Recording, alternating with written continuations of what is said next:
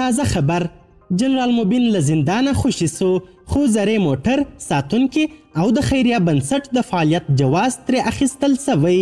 خو ولې او څنګه مبین څنګه خوشي سو، هغه ولې زنداني سوی و او ولې امتیازات ترې واخیستل سول؟ بشپړ حال راسره همدغه روانه ویډیو کې کتلی سئ. سلامونه قدرمنو لیدونکو، مشال پریس یوټیوب چینل ته مو هرکلی کوم.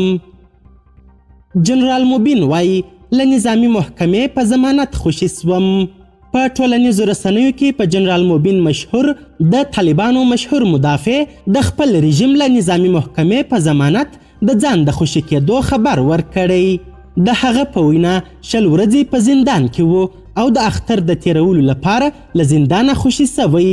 جنرال مبین نه دی ویلي چې دی ولې بندي سوی و او څه ډول دوسیه لري. نوموړی د طالبانو د اوسنۍ واکمنۍ په لومړیو څو میاشتو کې د کابل امنیه قمندانۍ ویاند و، خو وروسته په کابل او کندهار کې څو ځلې بندي سو. مبین څو ځله د پاکستان، ایران او خپل طالب چارواکو خلاف توندې نیوکې کړي وې چې د ځینو په باور د بندي کېدو یو دلیل یې همدا توندې څرګندونې دي.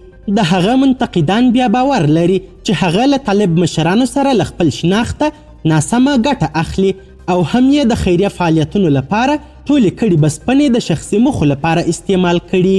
مبین دا تورونه رد کړي، خو طالب چارواکو یې د نیول کېدو او خوشي کېدو دواړو په اړه څه نه دي ویلي. همدارنګه زاویه نیوز رسمي رسنۍ خبر ورکړی او لیکلي دي چې پر طالب مشرتابه تر انتقاد وروسته طالبانو ته نږدې سرچینې وایي چې له مبین څخه زری موټر ساتونکي او د خیریه بنسټ د فعالیت جواز اخیستل سوي دي.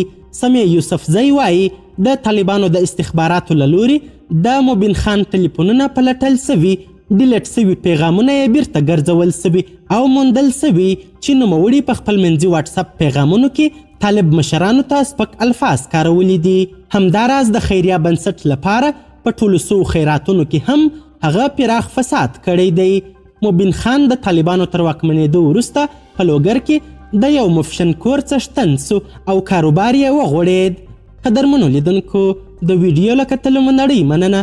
د لا زیاتو او نورو لحظه پر لحظه خبرې مطالبو لپاره زموږ همدغه مشال پریس یوټیوب چینل سبسکرایب کړئ. تر بیا او بلې ویډیو ښه وخت ښې چارې. د الله په امان.